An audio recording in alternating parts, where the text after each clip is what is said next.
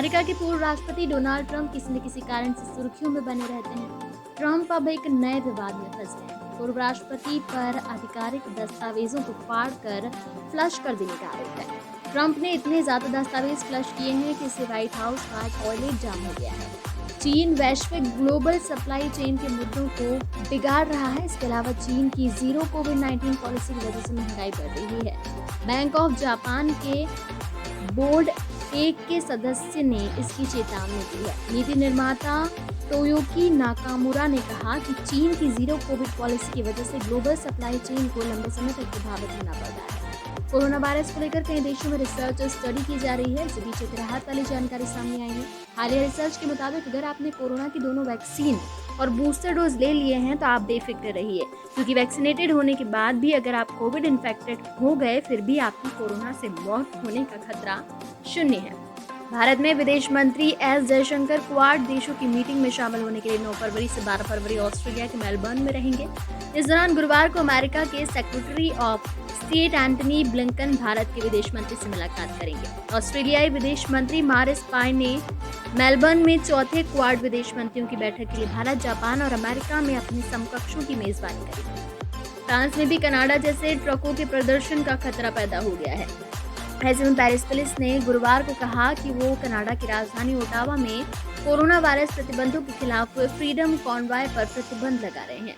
Truck ड्राइवरों के इस प्रदर्शन की वजह से ओटावा पूरी तरह से थमसा गया है। शहर की पुलिस ने एक बयान में कहा, प्रमुख सड़कों पर जाम को रोकने, टिकट जारी करने और इस विरोध प्रतिबंध का उल्लंघन करने वालों को गिरफ्तार करने के लिए विशेष तैनाती होगी।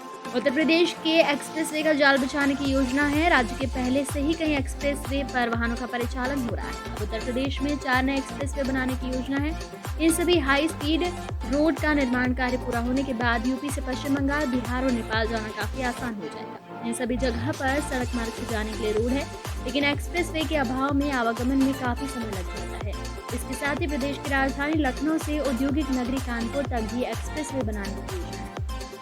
दिल्ली से सटे गुरुग्राम से दर्दनाक खबर सामने आ रही है। यहाँ के एक अपार्टमेंट में निर्माणाधीन छत गिरने से 2 मजदूरों की मौत हो गई। वहीं मलबे में कई अन्य के दबे होने की आशंका है। हादसे में कई लोग घायल भी हुए हैं। मौके पर बचाव और राहत कार्य जारी है। मलबे में फंसे लोगों को निकालने की कोशिश की जा रही है। सीएम मनोहर लाल हादसे पर अफसोस जाहिर करते दिखाई दिए।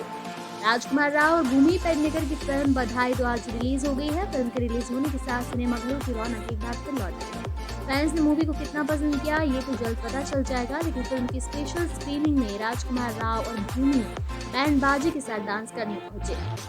भारत और वेस्टइंडीज के बीच अभी तक 20 बार वनडे सीरीज में टक्कर हुई है। टीम इंडिया ने 14 बार जबकि विंडीज ने 7 बार बाजी मारी है। वेस्टइंडीज की टीम 2 बार भारतीय टीम का सीरीज में सफाया कर चुकी है। टीम इंडिया के पास विंडीज के खिलाफ सीरीज में क्लीन स्वीप का मौका है। वित्त मंत्री निर्मला सीतारमण ने शुक्रवार को राज्यसभा में बजट पर बोलते हुए कहा कि अगले 25 साल भारत के लिए महत्वपूर्ण है। यदि भारत की आज़ादी के 100 साल पूरे होने को लेकर कोई विजन नहीं रखा होगा तो वही होगा जो बीते 70 सालों में हुआ। उन्होंने कहा कि हमने अर्थव्यवस्था में स्थिरता लाने वाला बजट पेश किया है। ताज़ा खबरों के लिए सब्सक्राइब करें JSR टाइम्स और साथ ही नोटिफिकेशन पाने के लिए बेल आइकन को दबाएं।